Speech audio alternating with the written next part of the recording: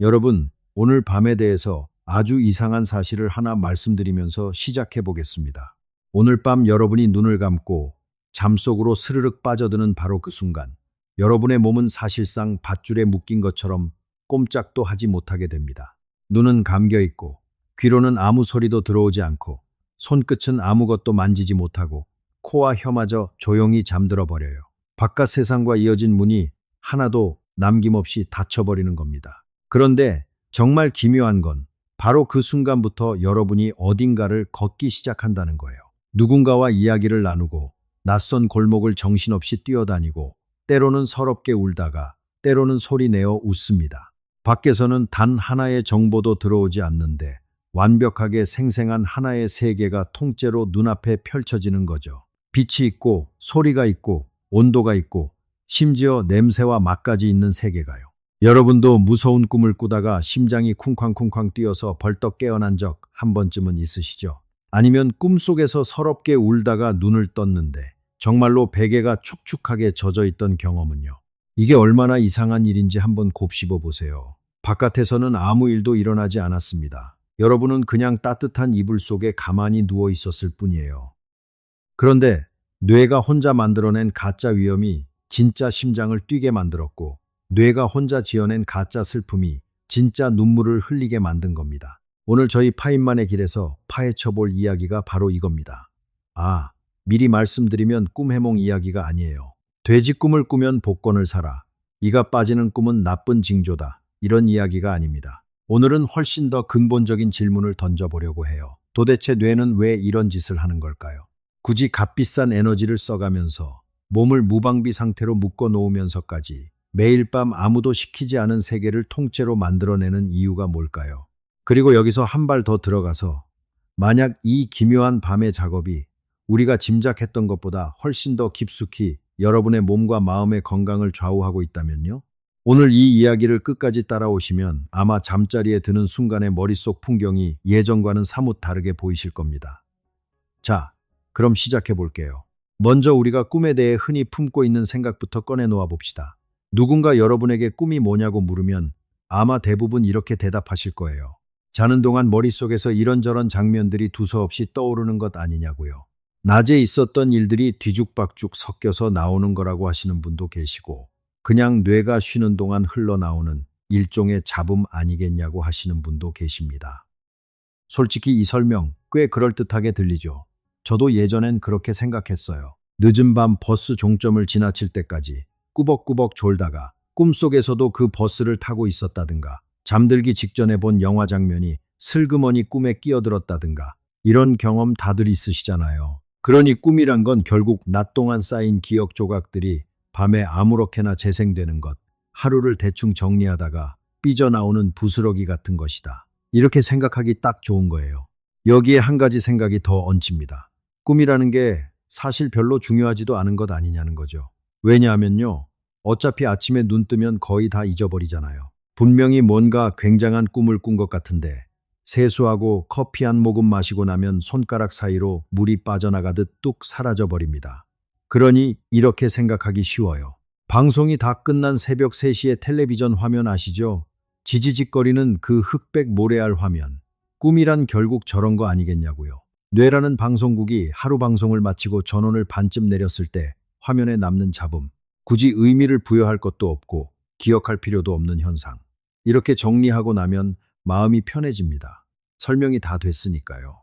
그런데 말입니다. 이 깔끔해 보이는 그림에는 아주 치명적인 오류가 하나 숨어 있습니다. 자, 같이 따져보시죠. 만약 꿈이 정말로 무작위한 뇌의 잡음이라면 왜 세상 사람들이 자꾸만 똑같은 꿈을 반복해서 꾸는 걸까요? 여러분 중에도 어릴 때부터 비슷한 꿈을 몇 번이고 다시 꾸신 분들 계실 거예요. 까마득한 절벽에서 아래로 뚝 떨어지는 꿈.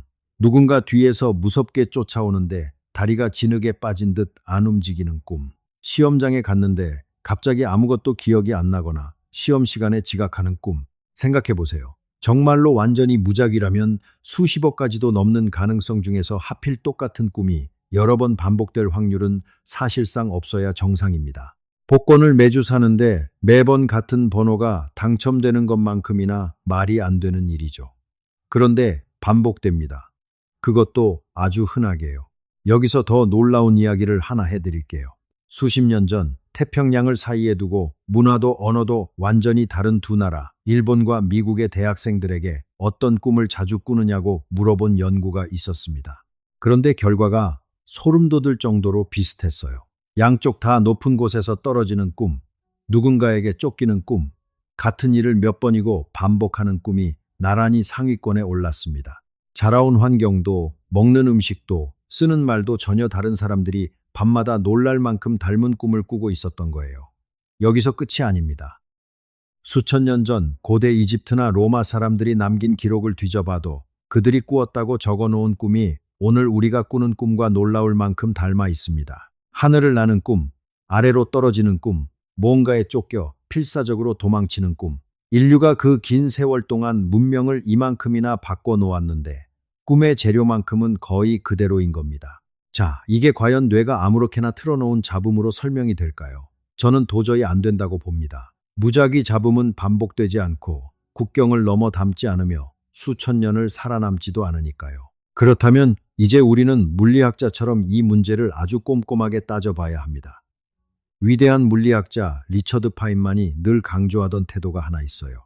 어떤 현상을 제대로 이해하고 싶다면 가장 먼저 해야 할 일은 우리가 그것에 대해 이미 당연하게 여기고 있는 전제들을 하나하나 끄집어내서 직접 두드려 보는 거라고 그는 자주 이야기했습니다. 그러니 우리도 이 문장을 도마 위에 올려봅시다. 잠은 뇌가 쉬는 시간이다. 컴퓨터로 치면 절전 모드 같은 것이다. 이 전제 정말 맞을까요? 한번 직접 확인해 봅시다. 이마와 머리에 뇌 전기 활동을 읽어내는 장치를 붙이고 사람을 재워보면 어떤 일이 벌어질까요? 놀랍게도 뇌파는 뚝 꺼지지 않습니다. 오히려 잠의 어떤 단계에서는 깨어 있을 때와 거의 구별이 안 될 만큼 뇌가 활발하게 출렁입니다. 특히 우리가 가장 생생한 꿈을 꾸는 렘 수면이라는 단계에서요. 더 충격적인 건 감정을 담당하는 뇌의 안쪽 영역입니다. 우리가 멀쩡히 깨어 있을 때 이 감정 영역이 쓰는 에너지는 뇌 전체 살림살이의 대략 3~4% 정도예요. 그런데 꿈을 꾸는 동안에는 이게 훌쩍 뛰어서 15% 가까이까지 올라갑니다. 무슨 뜻일까요? 어떤 의미에서 우리는 깨어 있을 때보다 오히려 꿈을 꾸는 동안 감정적으로 더 강렬하게, 더 뜨겁게 살아있다는 거예요. 그러니 이제 이 낡은 전제는 조용히 내려놓읍시다. 뇌는 자는 동안 쉬는 게 아닙니다. 단지 낮과는 완전히 다른 방식으로 일하고 있을 뿐이에요. 그럼 도대체 어떻게 다르게 일하는 걸까요? 바로 여기서부터 이야기가 진짜 흥미로워집니다. 저는 오늘 이 밤의 뇌를 하나의 비밀 실험실이라고 부르려고 해요. 낮에는 굳게 닫혀 있다가 우리가 잠들어야만 비로소 불이 켜지는 실험실. 그리고 이 실험실이 문을 열려면 반드시 3가지 안전장치가 먼저 작동해야 합니다. 마치 위험한 실험을 시작하기 전에 연구원이 방문을 걸어 잠그고 보호장비를 갖추고 바깥 소음을 차단하는 것처럼 말이죠. 첫 번째 안전장치는 몸을 묶는 자물쇠입니다.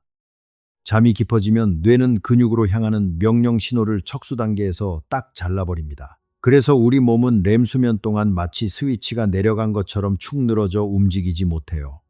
이게 왜 필요할까요?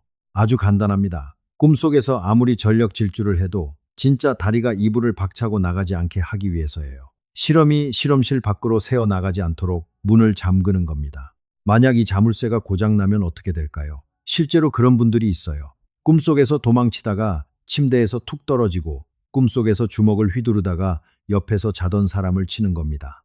이 이야기는 오늘 뒤에서 아주 중요하게 다시 등장하니까 잠깐 기억 한 구석에 넣어두세요. 두 번째 안전장치는 이성의 검문소를 닫는 겁니다. 우리 뇌의 앞쪽, 그러니까 이마 바로 뒤편에는 논리와 질서와 현실 감각을 책임지는 관제탑 같은 영역이 있어요. 낮 동안 이 검문소는 쉴 새 없이 일합니다. 말이 안 되는 것, 앞뒤가 안 맞는 것, 현실에서 있을 수 없는 것을 붙잡아 세우고 걸러내죠. 그런데 밤이 되면 이 검문소의 불이 스르륵 꺼집니다. 그래서 꿈속에서는 아무리 황당한 일이 벌어져도 우리가 조금도 의심하지 않는 거예요.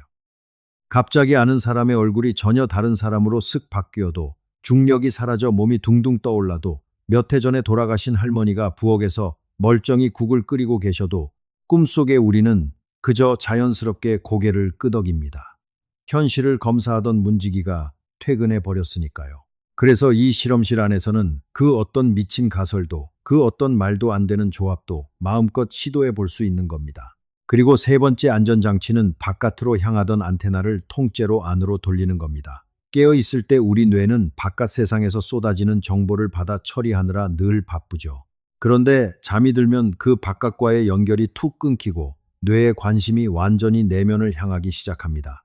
이때 조용히 깨어나 일을 시작하는 회로가 있어요. 바로 우리가 아무 일도 안 하고 멍하니 있을 때 혹은 상상에 잠길 때 켜지는 회로입니다. 뇌과학자들이 처음에 이걸 디폴트 모드 네트워크라고 이름 붙였는데 사실 이 이름은 사람을 좀 오해하게 만들어요. 기본값, 디폴트라고 하니까 뭔가 수동적이고 대수롭지 않게 들리잖아요. 그런데 실제로는 정반대입니다. 이 회로가 돌아가기 시작하면 뇌는 흩어져 있던 기억과 감정과 이미지를 자유롭게 엮어서 하나의 이야기를 지어냅니다. 마치 밤에만 문을 여는 작가 한 명이 아무런 검열도 받지 않고 마음껏 소설을 써 내려가는 것처럼요. 바로 이 세 가지가 동시에 맞물릴 때 우리는 꿈을 꿉니다. 이 대목을 한번 가만히 음미해 보세요. 바깥에서는 아무것도 들어오지 않습니다. 현실을 검사하던 문지기는 잠들어 있습니다. 몸은 자물쇠에 묶여 꼼짝하지 못합니다. 바로 그 상태에서 뇌는 완전히 혼자 힘으로 하나의 세계를 통째로 지어냅니다. 빛도 만들고 소리도 만들고 사람도 만들고 이야기도 만들어요. 그리고 스스로 그 이야기 속으로 풍덩 뛰어들어가서 기뻐하고 슬퍼하고 도망치고 사랑합니다. 재료를 대는 것도 뇌 자신이고 무대를 세우는 것도 뇌 자신이고 그 무대 위에서 울고 웃는 것도 결국 뇌 자신인 거예요. 자, 그렇다면 이 밤의 실험실은 매일 밤 도대체 무슨 실험을 그렇게 열심히 돌리고 있는 걸까요? 지금부터 그 실험들을 하나씩 열어보겠습니다. 그런데 실험 이야기로 들어가기 전에 반드시 짚고 넘어가야 할 아주 중요한 사실이 하나 있습니다. 자, 여기서 자연스럽게 한층 더 깊은 질문 하나가 머리를 스치게 되는데요. 꿈속에서 달릴 때와 실제로 달릴 때 뇌는 과연 다르게 반응할까요? 아니면 똑같이 반응할까요? 대부분 이렇게 생각하실 겁니다. 당연히 다르지 않겠냐고요. 실제로 달리면 진짜 근육과 진짜 땅에서 신호가 올라오는 거고 꿈속에서 달리는 건 그냥 머릿속 상상이니까 뇌도 그걸 알고 다르게 취급하지 않겠냐고요. 아주 상식적인 생각이죠. 그런데 이 생각에도 조용히 깔려있는 숨겨진 전제가 하나 있습니다. 바로 뇌가 진짜와 가짜를 구분할 줄 안다는 전제예요. 과연 그럴까요? 한번 뇌 속을 들여다봅시다. 꿈속에서 우리가 힘껏 달리고 있으면 실제로 달릴 때 켜지는 운동 담당 영역이 똑같이 불을 밝힙니다. 꿈속에서 예전에 살던 동네 골목을 걷고 있으면 눈으로 실제 풍경을 볼 때 켜지는 뒤통수 쪽 시각 영역이 실제로 켜져요. 꿈속에서 누군가의 손을 잡으면 진짜 손을 잡을 때 반응하는 감각 영역이 자극을 받습니다. 이게 무슨 뜻일까요? 뇌는 꿈을 꾸는 동안 진짜와 가짜를 구분하지 못한다는 겁니다. 아니, 좀 더 정확히 말씀드릴게요. 뇌 입장에서는 꿈도 하나의 엄연한 실제 경험이에요. 처리하는 방식이 똑같으니까요. 그러니까 여러분이 꿈속에서 무서워서 심장이 쿵쾅쿵쾅 뛰는 건 뇌가 진짜 위험 신호를 받았을 때 켜지는 바로 그 회로가 똑같이 돌아갔기 때문입니다. 꿈속에서 울다가 진짜 눈물이 흐르는 것도 정확히 같은 이유예요. 이걸 어떻게 더 쉽게 설명드릴까요? 이렇게 한번 해보시겠어요? 지글지글 익어가는 삼겹살을 한번 아주 생생하게 떠올려 보세요. 노릇하게 익은 고기가 불판 위에서 기름을 튀기며 팡팡 소리를 내고 고소한 냄새가 훅 코를 스치는 장면을요. 어떠세요? 충분히 생생하게 그리셨다면 아마 입안에 슬그머니 침이 고이기 시작했을 겁니다. 지금 여러분 앞에는 고기 한 점 없는데도요. 왜 이런 일이 벌어질까요? 뇌가 진짜 냄새와 상상 속 냄새에 거의 비슷하게 반응하기 때문입니다. 침샘한테는 그게 진짜든 상상이든 별 차이가 없는 거예요. 꿈은 바로 이 현상의 극단적인 버전입니다. 현실을 검사하던 문지기가 완전히 잠들어 버린 상태에서 이야기를 짓는 회로만 최대 출력으로 돌아가고 있으니까 그 경험이 오히려 실제보다 더 강렬하게 느껴질 수도 있는 거죠. 그래서 꿈속의 공포는 진짜 공포만큼, 아니 때로는 그보다 더 지독하게 다가옵니다. 꿈속의 기쁨도 슬픔도 그리움도 마찬가지예요. 낮에는 이런저런 눈치를 보느라 꾹꾹 눌러 담아야 했던 감정을 밤에 실험실 안에서는 아주 날 것 그대로 터뜨려 볼 수 있는 겁니다. 명심하세요. 꿈은 뇌가 스스로에게 건네는 경험이고 그 경험은 뇌에게 있어 진짜입니다. 이 사실을 손에 꼭 쥐고 계셔야 앞으로의 이야기가 제대로 이해됩니다. 왜냐하면 이제부터 우리가 열어볼 실험들은 전부 이 진짜 경험이라는 성질을 이용하고 있거든요. 그런데 바로 여기서 상황이 진짜 기묘해집니다. 생각해 보세요. 꿈이 뇌에게 이렇게나 진짜 같고 이렇게나 강렬한 경험이라면 뇌는 도대체 왜 굳이 이런 수고를 하는 걸까요? 그냥 깜깜하게 꺼져 있으면 안 되나요? 그러면 에너지도 아끼고 몸도 안전하고 훨씬 더 푹 쉴 수 있을 텐데 말이에요. 파인만이라면 이렇게 따졌을 겁니다. 자연은 공짜로 낭비하지 않는다고요. 꿈을 꾸는 동안 우리는 아까운 에너지를 펑펑 쓰고 게다가 몸이 묶인 채 무방비 상태가 됩니다. 맹수가 어슬렁거리던 원시 시대에 이건 정말이지 위험천만한 상태예요. 이렇게 큰 불이익을 감수하면서까지 수백만 년의 진화가 꿈을 끝내 없애지 않았다면 꿈에는 그 대가를 치르고도 남을 만큼 어마어마한 쓸모가 있어야 한다는 뜻입니다. 자, 그 첫 번째 쓸모를 찾으러 실험실의 첫 번째 방문을 열어보겠습니다. 이 방에 붙은 이름은 위기 대응 리허설입니다. 여러분, 이런 꿈 꿔보신 적 있으시죠? 아주 중요한 시험이나 면접이나 발표를 앞두고 있는데 하필 그날 지각을 하거나 준비한 자료가 몽땅 사라졌거나 입을 열었는데 갑자기 아무 말도 안 나오는 꿈이요. 학창시절 수능 전날 밤 혹은 다 큰 어른이 되어서도 큰 발표를 앞둔 밤이면 어김없이 이런 꿈에 시달리셨다는 분들이 정말 많습니다. 그리고 대부분 이 꿈을 지긋지긋한 악몽 취급하시죠. 안 그래도 긴장되는데 왜 하필 지금 이런 꿈을 꾸게 하냐고요. 그런데 여기 아주 흥미로운 연구가 하나 있습니다. 한 신경과 연구진이 의대 입학시험을 코앞에 둔 학생들을 쭉 관찰해 봤어요. 시험 전날 밤 시험에 관한 꿈을 꾼 학생들이 있었습니다. 지각하는 꿈, 시험지에 한 장이 통째로 비어있는 꿈, 안경이 깨지는 꿈, 반대 방향 기차를 타버리는 꿈, 이런 것들이요. 그런데 결과가 뜻밖이었습니다. 바로 그런 불안한 꿈을 꾼 학생들이 그런 꿈을 안 꾼 학생들보다 실제 시험에서 대략 20%가량 더 좋은 점수를 받은 거예요. 잠깐, 오해하시면 안 돼요. 잠을 더 많이 자서 그런 게 아니었습니다. 마음이 편해서 그런 것도 아니었고요. 오히려 시험 걱정에 시달리며 불안한 꿈을 더 많이 꾼 쪽이 더 잘했다는 겁니다. 왜 이런 일이 벌어졌을까요? 이 연구를 이끈 학자는 이렇게 결론지었습니다. 꿈속에서 그 학생들이 시험날 벌어질 수 있는 온갖 최악의 상황을 미리 한 바퀴 돌려봤다는 거예요. 지각, 준비물 분실, 시험지 오류, 교통 문제, 이런 위기들을 꿈이라는 안전한 무대 위에서 미리 겪어보면서 뇌가 나름의 대응 시나리오를 이미 연습해 둔 겁니다. 그러니 실제 시험장에서 예상치 못한 일이 터져도 덜 당황하고 더 침착하게 넘어갈 수 있었던 거죠. 이게 바로 꿈의 첫 번째 핵심 기능입니다. 몸이 실제로는 조금도 위험하지 않은 상태에서 뇌가 온갖 위기 상황을 미리 굴려보고 대응책을 몸에 익히는 리허설. 이렇게 생각해 보시면 좀 더 와닿을 거예요. 여러분이 붐비는 엘리베이터에 갇혀 옴짝달싹 못하는 꿈을 꿨다고 해봅시다. 꿈속에서는 답답하고 식은땀이 나고 정말 괴롭죠. 그런데 그 덕분에 여러분의 뇌는 만약 진짜로 그런 일이 닥친다면 어떻게 해야 하는지를 이미 한번 상상해 본 셈이 됩니다. 비상벨을 눌러야지, 숨을 천천히 쉬어야지 하고요. 위기 대응 회로가 밤사이 한번 예열된 거예요. 파인만이라면 이렇게 말했을 것 같아요. 자연이 이렇게 정교한 장치를 만들어 뒀다면 거기엔 반드시 그럴 만한 이유가 있는 거라고요. 방송 끝난 화면의 잡음이 아닙니다. 이건 방송국이 다음 방송을 위해 밤새 돌리는 진짜 작업인 겁니다. 자, 그런데 여기서 또 한층 더 깊은 질문이 자연스럽게 떠오릅니다. 만약 꿈이 오로지 위기를 연습하기 위한 거라면 모든 꿈에는 위험이 담겨 있어야 하잖아요. 그런데 우리가 꾸는 꿈이 다 무섭기만 한 건 아니죠. 가슴 저리게 아름다운 꿈도 있고 그리운 사람을 만나는 꿈도 있고 이유도 없이 그냥 마음이 포근해지는 꿈도 있습니다. 그렇다면 이 실험실에는 위기 리허설 말고 다른 방도 있다는 뜻이겠네요. 맞습니다. 두 번째 방으로 가볼게요. 이 방의 이름은 감정을 소화하는 작업실입니다. 이 방을 이해하려면 우울증 이야기를 잠깐 해야 합니다. 임상적으로 우울을 겪는 분들은 그렇지 않은 분들에 비해 악몽을 꾸는 빈도가 거의 2배 가까이 높다고 알려져 있어요.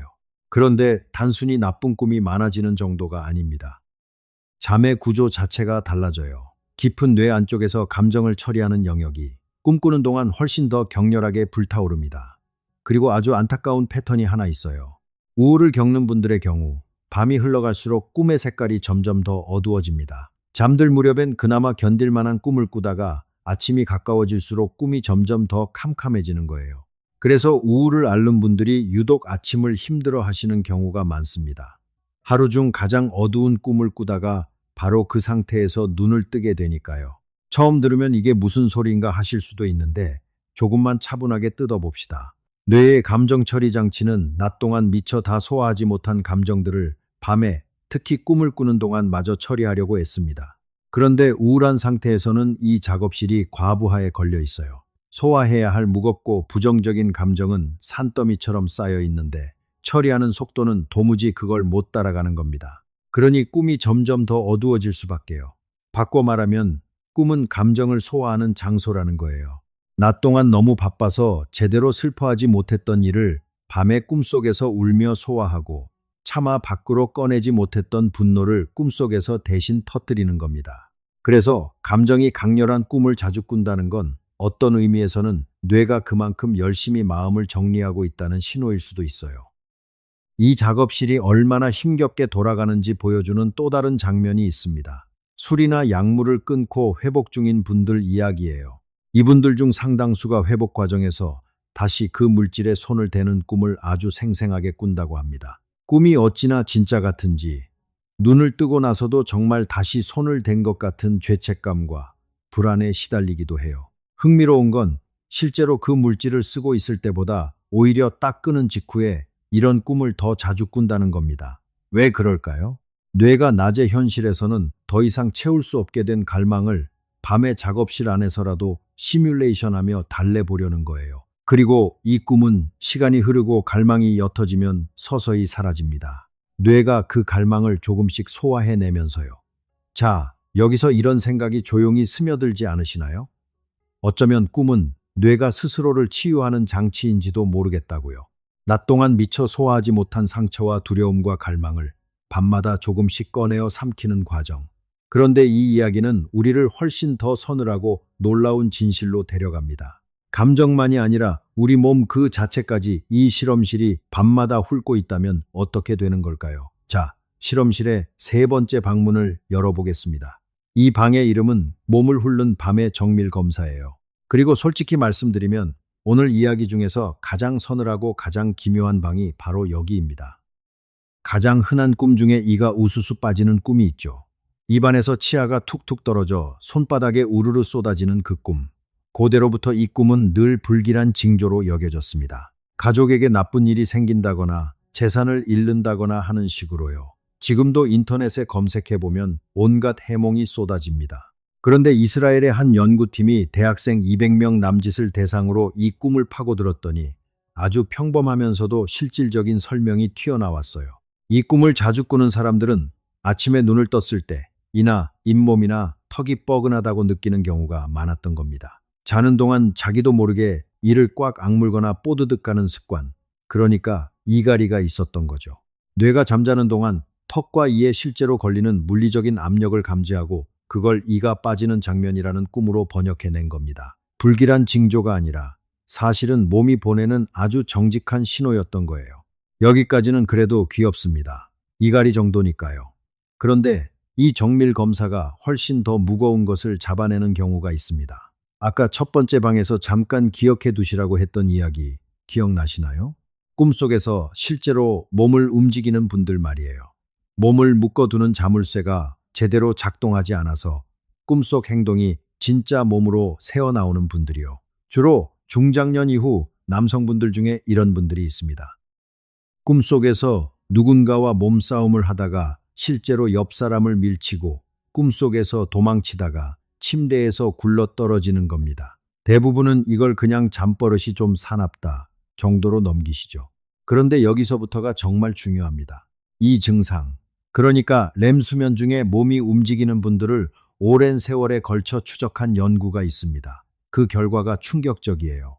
이 증상을 진단받은 뒤 14년 안에 무려 97%가 파킨슨병이나 루이소체 치매 같은 질환으로 이어졌다는 겁니다. 97%요. 이게 대체 무슨 뜻일까요? 파킨슨병 하면 우리가 흔히 떠올리는 증상들, 그러니까 손떨림이나 몸의 균형이 무너지고 걸음걸이가 이상해지는 그런 증상들은 사실 뇌 속에서 신경세포가 서서히 무너지기 시작하고도 몇 년, 때로는 십수년이 지난 뒤에야 겉으로 드러납니다.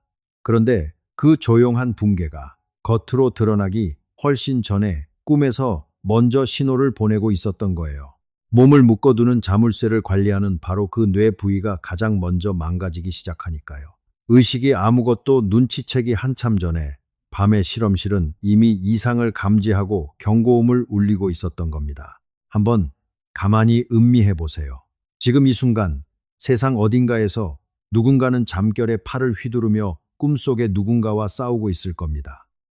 그리고 그 사람의 뇌는 정작 본인은 몇 년 뒤에나 알아차릴 변화를 오늘 밤 이미 온몸으로 이야기하고 있는 거예요. 이건 정말이지 너무나도 기묘한 의미를 담고 있습니다. 여기 또 하나의 연구가 있습니다. 러시아의 한 신경학 연구소에서 몸이 아픈 환자들이 기록한 꿈을 무려 1600건 넘게 모아 분석했어요. 그랬더니 신체적으로 병을 앓는 환자들이 꾸는 꿈의 90%가량이 전쟁, 화재, 부상 같은 부정적인 주제로 흘러가고 있었습니다. 그런데 정말 흥미로운 지점은 여기에요. 환자가 실제로 앓고 있는 그 부위의 통증과 직접적으로 연결된 꿈은 전체의 고작 3%에 불과했다는 겁니다. 다시 말해, 다리가 아픈 환자가 다리 아픈 꿈을 꾸는 게 아니라 난데없이 전쟁터에서 쫓기는 꿈을 꾸더라는 거죠.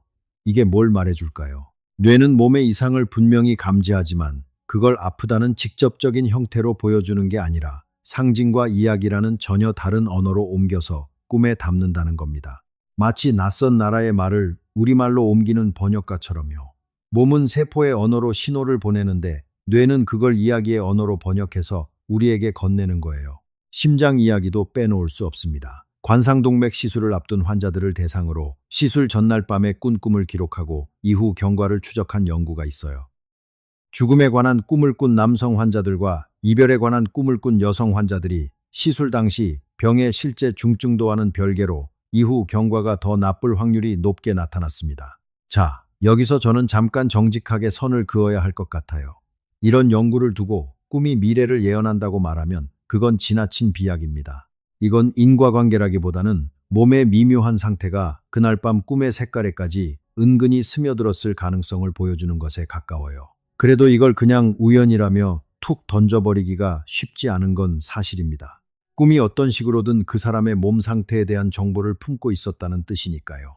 더 나아가면 아직 과학이 확실하게 대답하지 못하는 영역도 있습니다. 유방암 진단을 받은 여성들 중 일부가 진단을 받기 한참 전에 이미 꿈에서 경고를 받은 것 같았다고 이야기한 사례들이 있어요. 그 꿈들은 유독 생생하고 강렬했으며 어딘가 위협적인 느낌을 짙게 풍겼다고 합니다. 이런 이야기를 들으면 소름이 돋죠. 다만 여기서도 저는 조심스럽게 말씀드리고 싶어요.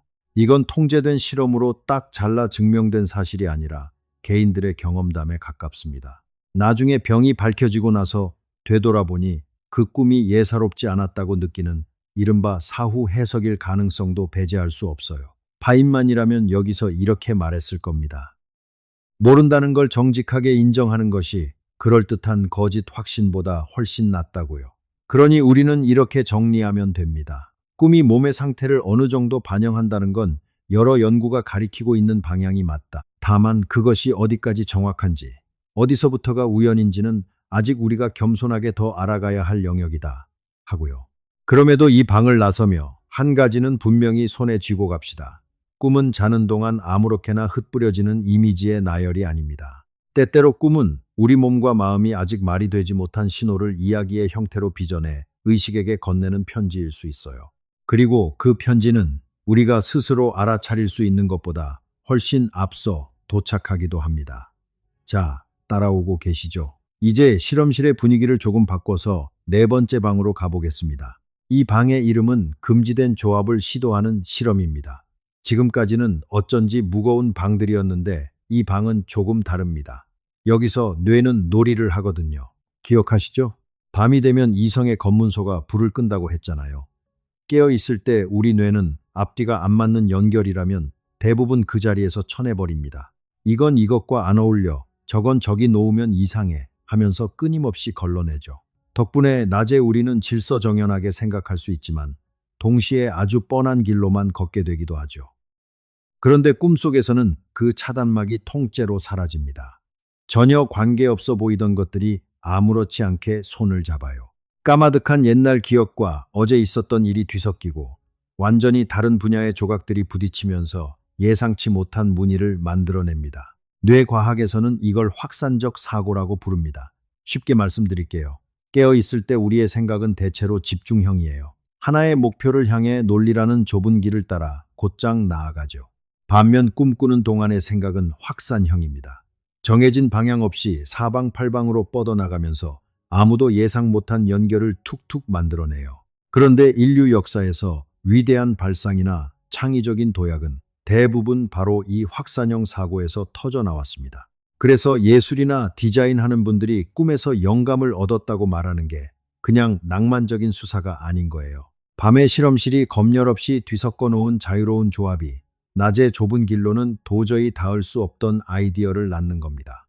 여기서 파인만이라면 이렇게 물었을 것 같아요. 그렇다면 어떤 문제를 풀다가 꽉 막혔을 때 무작정 붙들고 씨름하는 것보다 차라리 한숨 자는 게 나을 수도 있지 않냐고요. 그리고 흥미롭게도 이걸 뒷받침하는 경험을 우리 모두가 이미 갖고 있습니다. 풀리지 않던 문제를 끌어안고 잠들었는데 아침에 눈을 뜨자 갑자기 답이 번쩍 떠오른 적 한 번쯤 있으시죠? 그건 잠자는 동안 뇌가 그 문제를 낮과는 다른 방식으로 계속 주무르고 있었기 때문일 수 있어요. 어머니들이 속상해하는 아이에게 한숨 자고 나면 괜찮아질 거야 하고 말하는 게 단순한 위로가 아닐지도 모릅니다. 정말로 잠자는 동안 뇌가 그 마음을 처리하고 있으니까요. 이 대목이 우리가 꿈에 대해 품고 있던 생각을 한 번 더 뒤집습니다. 우리는 흔히 생산적인 일은 깨어있는 낮에만 하는 거라고 믿잖아요. 자는 건 그냥 멈춤이고 멈춰 있는 동안엔 아무것도 이루어지지 않는다고요. 그런데 그게 아니었습니다. 낮 동안 씨앗을 심고 밤 동안 그 씨앗이 조용히 뿌리를 내리는 거예요. 그러니 잠을 게으름이라고 스스로를 탓하실 필요 전혀 없습니다. 오히려 그 반대예요. 자, 이제 실험실의 마지막 방문 앞에 섰습니다. 그런데 이 방에 들어가려면 아주 이상한 질문 하나를 먼저 던져야 해요. 지금까지 우리는 이 밤의 실험실이 온갖 실험을 돌린다고 이야기했는데요. 그렇다면 그 모든 실험을 지켜보고 그 실험 속을 걷고 뛰고 우는 그 사람은 도대체 누구일까요? 꿈속의 나는 대체 누구냐는 겁니다. 처음엔 좀 이상한 질문처럼 들리시죠? 꿈속에서도 나는 나 아니냐고요. 그런데 조금만 들여다보면 그게 그렇게 단순하지가 않아요. 꿈속의 나는 어떤 날엔 지금보다 한참 어린 모습이기도 합니다. 벌써 오래전에 곁을 떠나신 분들과 꿈 안에서 아무렇지 않게 마주 앉아 밥을 먹고 이야기를 나누기도 하죠. 돌아가신 부모님이나 할머니, 할아버지가 너무나 자연스럽게 곁에 계셔서 그게 조금도 이상하지 않다가 꿈에서 깨는 순간 그 선명함과 함께 그리움이 훅 밀려오는 그 경험 많은 분들이 해보셨을 거예요. 때로는 꿈속에서 내 성별이 바뀌어 있기도 하고 직업이 전혀 딴판이기도 하고 심지어 내가 전혀 모르는 낯선 사람인데도 꿈속에서는 그게 당연하게 받아들여지기도 합니다. 이건 꿈속에서 자아가 마치 물처럼 유연하게 변한다는 뜻이에요. 그런데 정말 흥미로운 건 그렇게 자아의 겉모습이 이리저리 바뀌어도 꿈속에는 반드시 그 경험을 하고 있는 나라는 관찰자가 남아있다는 겁니다. 누가 그 경험을 하고 있냐고요? 바로 나예요. 어린아이가 된 내가 달리고 있든 낯선 사람의 몸으로 거리를 걷고 있든 그 모든 걸 겪고 있는 건 여전히 나라는 의식입니다. 왜냐하면 이야기를 짓는 그 회로는 흩어진 재료를 엮을 때 반드시 그 이야기의 한가운데의 경험의 주인, 그러니까 나라는 자아를 앉혀놓거든요. 자아의 모양은 얼마든지 바뀔 수 있지만 자아 자체가 사라지지는 않습니다. 이야기에는 반드시 주인공이 있어야 하니까요. 여기서 정말 기묘한 현상이 하나 등장합니다. 혹시 자각몽이라고 들어보셨나요? 꿈을 꾸는 도중에 지금 내가 꿈을 꾸고 있구나 하고 스스로 알아채는 상태를 말합니다. 현실을 검사하던 문지기가 잠들어 있는 와중에 무슨 이유에선지 의식의 한 조각이 살짝 깨어나서 아, 이건 꿈이야 하고 알아차리는 거예요. 자각몽 상태에서는 어느 정도 꿈의 내용을 스스로 조종할 수도 있다고 합니다. 무서운 꿈을 꾸다가도 이건 꿈이야 하고 깨닫고 나면 그 두려움이 스르르 옅어지거나 아예 꿈의 방향을 바꿀 수도 있게 된다고요. 생각해 보세요. 이게 얼마나 기묘한 일인지. 뇌가 스스로 지어낸 세계 안에서 뇌의 한 조각이 그 세계가 지어낸 것임을 알아차리고 개입하는 거잖아요. 밤의 실험실 안에서 실험을 지켜보던 관찰자가 문득 이건 내가 돌리고 있는 실험이구나 하고 자각하는 순간인 셈이죠. 더 흥미로운 건 이 자각몽 상태를 훈련으로 어느 정도 불러올 수 있다는 겁니다. 잠들기 전에 특정한 방식으로 마음을 준비해 두면 꿈속에서 지금 내가 꿈꾸고 있다는 걸 알아챌 확률이 높아진다고 해요. 이건 뇌가 의식과 무의식 사이를 생각보다 유연하게 넘나들 수 있다는 뜻이기도 합니다. 사실 인류의 오랜 명상 전통 상당수가 바로 이 지점과 맞닿아 있어요. 티베트 불교에는 꿈 요가라는 게 있고 깊은 명상 상태에서 나타나는 뇌의 모습이 자각몽 때의 뇌 상태와 닮아 있다는 연구들도 있습니다. 수천 년 동안 인류가 꿈이라는 현상과 씨름하며 갈고 닦아온 여러 수행이 알고 보면 의식과 무의식의 경계를 더듬어 탐험하는 작업이었던 거예요. 이게 우리에게 뭘 말해줄까요? 꿈은 그저 일방적으로 받기만 하는 것이 아닐 수 있다는 겁니다.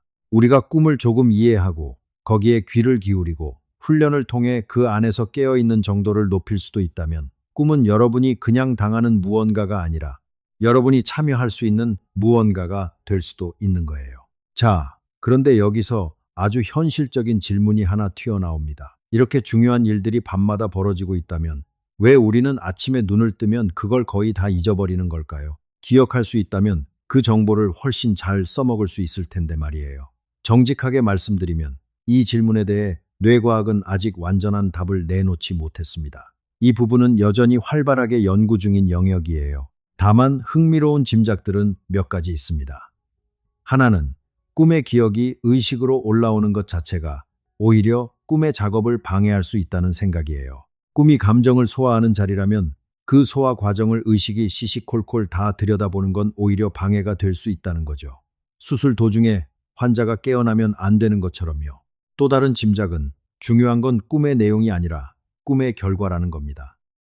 밤새 어떤 감정을 처리했는지, 어떤 위기를 연습했는지 그 구체적인 장면은 굳이 의식에 저장될 필요가 없다는 거예요. 결과만 남으면 되니까요. 아침에 왠지 어제보다 마음이 한결 가벼워진 느낌, 어떤 문제를 조금 다른 눈으로 보게 된 느낌, 그런 것들이 바로 밤새 진행된 작업이 남긴 결과물인 셈입니다. 말하자면 실험은 밤새 돌아갔지만 실험 노트는 아침에 조용히 폐기되는 거예요.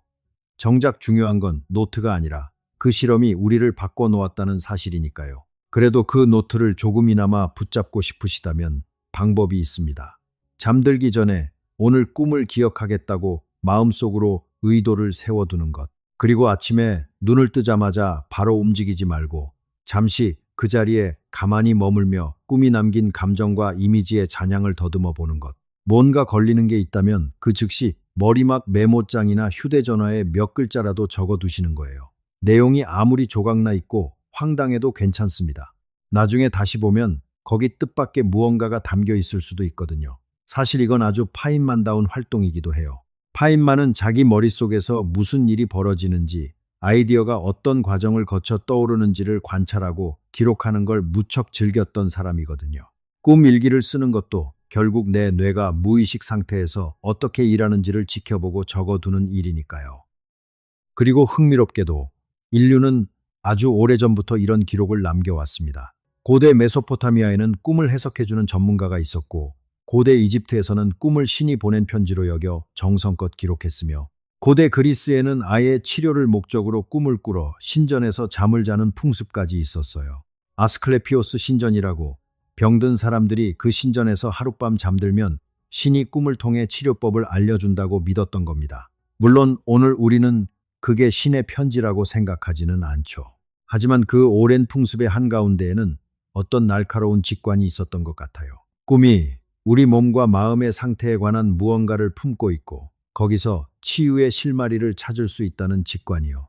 그리고 앞에서 우리가 살펴본 현대의 여러 연구들이 그 오래된 직관을 전혀 다른 방식으로 슬며시 뒷받침하고 있는 셈입니다. 과학이라는 도구가 없던 시절에도 사람들은 꿈이 뭔가 중요한 걸 전하고 있다는 걸 본능으로 느꼈던 거예요. 그리고 그 본능은 완전히 틀리지는 않았습니다. 자, 이제 우리가 오늘 모아온 조각들을 한자리에 펼쳐 놓아 봅시다. 그러면 세상을 바라보던 시점이 아주 중요하게 뒤집히는 순간이 찾아옵니다. 우리는 지금까지 꿈을 그리고 잠을 진짜 삶의 부속품쯤으로 여겨왔습니다.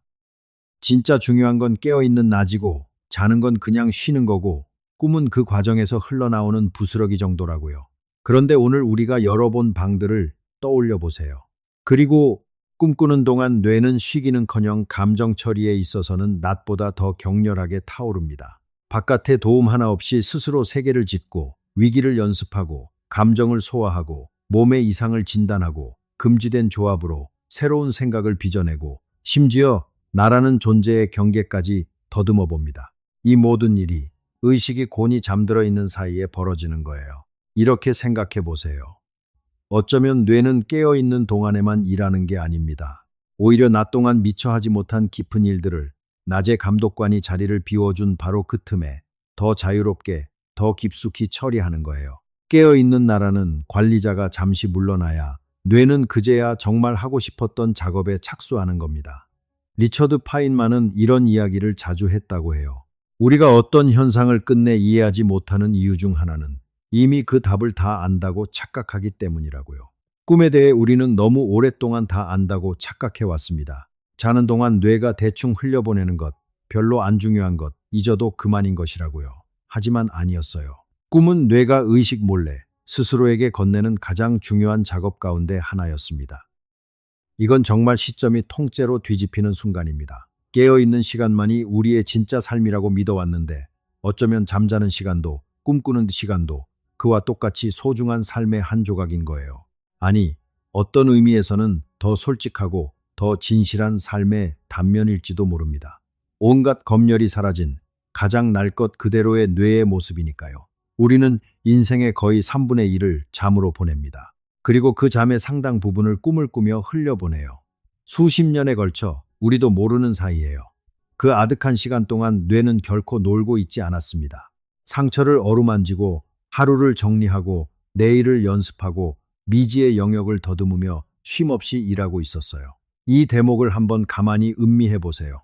여러분이 지금까지 꾸어온 모든 꿈들, 또렷이 기억나는 꿈도 흔적도 없이 사라진 꿈도 그 하나하나가 여러분이라는 사람을 조용히 빚어내는데 힘을 보태왔습니다. 의식이 전혀 눈치채지 못하는 사이예요. 결론부터 말씀드리자면 꿈은 뇌의 잡음이 아닙니다. 꿈은 진화가 수백만 년에 걸쳐 정교하게 설계한 없어서는 안 될 시스템이에요. 오늘 우리가 파헤친 이야기를 5가지로 정리해 드릴게요. 첫째, 꿈꾸는 동안 뇌는 쉬지 않습니다. 감정을 다루는 영역은 오히려 깨어 있을 때보다 훨씬 더 뜨겁게 돌아가요. 둘째, 꿈은 무작위가 아닙니다. 국경을 넘고 수천 년을 넘어 사람들이 닮은 꿈을 꾼다는 사실이 그걸 증명합니다. 꿈은 우리 안에 깊이 새겨진 어떤 패턴을 따르고 있어요. 셋째, 꿈은 위기를 미리 연습하는 리허설입니다. 큰 일을 앞두고 관련된 악몽을 꾸는 건 뇌가 그 상황의 대응책을 미리 익히는 과정이에요. 넷째, 꿈은 몸의 상태를 반영합니다. 자는 동안 몸에서 일어나는 변화를 뇌가 감지해 이야기라는 언어로 번역해 담아내죠. 때로는 의식이 알아차리기 한참 전에요. 다섯째, 꿈은 감정을 소화하는 자리입니다. 낮에 다 사귀지 못한 감정과 두려움과 갈망을 밤새 조금씩 삼켜내요. 내용을 기억하지 못해도 그 소화는 분명히 일어납니다. 그럼 이 모든 게 오늘 우리의 하루하루와 무슨 상관일까요? 아주 단순하게 바꿔 말씀드릴게요. 오늘 밤 여러분은 또 꿈을 꾸게 될 겁니다. 그 꿈을 아침에 기억하든 못하든 그동안 여러분의 뇌는 오늘 하루를 갈무리하고 혹시 몸 어딘가에 이상이 싹트고 있지는 않은지 살피고 내일을 위한 마음의 준비를 하고 있을 거예요. 여러분이 의식적으로 기울일 수 있는 그 어떤 노력보다도 더 조용히, 더 깊이 말이죠. 물론 여기서 한 가지는 정직하게 덧붙여야겠습니다. 이건 어디까지나 지금의 과학이 말해줄 수 있는 범위 안에서의 이야기예요. 꿈에 대해 우리가 아직 모르는 것이 아는 것보다 훨씬 많습니다. 뇌과학자들도 여전히 답을 찾는 중이고 서로 의견이 엇갈리는 지점도 많아요. 파인만이라면 바로 그 불확실함을 인정하는 것이야말로 더 정직한 태도라고 했을 겁니다. 하지만 한 가지만큼은 분명해요. 꿈은 함부로 무시해도 되는 것이 아닙니다. 꿈은 어쩌면 여러분의 뇌가 여러분에게 건네는 가장 솔직한 이야기일 수 있으니까요. 파인만이 생애 후반에 이런 말을 자주 했다고 합니다. 자연이 만들어둔 것 중에 쓸모없는 것은 없다고요. 겉보기엔 아무 의미 없어 보이는 현상도 충분히 깊이 파고들면 반드시 그럴 만한 이유가 숨어 있다고요. 꿈이 딱 그렇습니다. 밤마다 아무렇지 않게 흘려보내던 그 황당하고 생생하고 기묘한 경험들이 알고 보니 진화가 수백만 년을 들여 정교하게 벼려놓은 뇌의 가장 중요한 작업 중 하나였던 거예요. 그러니 오늘 밤 눈을 감으시기 전에 이런 생각을 한번 해보시면 어떨까요? 나는 지금 세상에서 가장 정교한 밤의 실험실 문을 열고 있다. 그리고 그 안에서 내 뇌는 나도 모르는 사이에 나를 위한 아주 중요한 일을 밤새 해낼 것이다 하고요. 아침에 일어나 혹시 꿈 한 조각이라도 떠오른다면 황당하고 말도 안 돼 보여도 가볍게 적어두세요. 어쩌면 거기에 여러분의 뇌가 여러분에게 꼭 전하고 싶었던 무언가가 담겨 있을지도 모릅니다. 몸에 관한 것일 수도, 마음에 관한 것일 수도, 아직 풀리지 않은 어떤 매듭에 관한 것일 수도 있어요. 꿈은 단순하지 않습니다. 그리고 여러분도 단순하지 않습니다. 매일 밤 여러분이 모르는 사이에도 뇌는 여러분을 위해 묵묵히 일하고 있어요. 그걸 알고 나면 잠드는 시간이 조금 다르게 느껴지지 않으시나요? 그냥 멈춰 있는 쉬는 시간이 아니라 나를 치유하고 나를 준비시키는 소중한 시간으로요. 오늘도 파인만의 길과 함께 이 긴 이야기를 끝까지 걸어와 주셔서 진심으로 고맙습니다. 오늘 이야기가 여러분의 밤을 조금 다르게 만들어 주었다면 구독과 알림 설정으로 이 길에 함께 해주세요. 그럼 저는 다음 영상에서 또 하나의 기묘하고 깊은 질문을 손에 들고 여러분을 다시 찾아뵙겠습니다. 오늘 밤 여러분의 실험실에 부디 좋은 실험이 가득하길 바랍니다. 안녕히 계세요.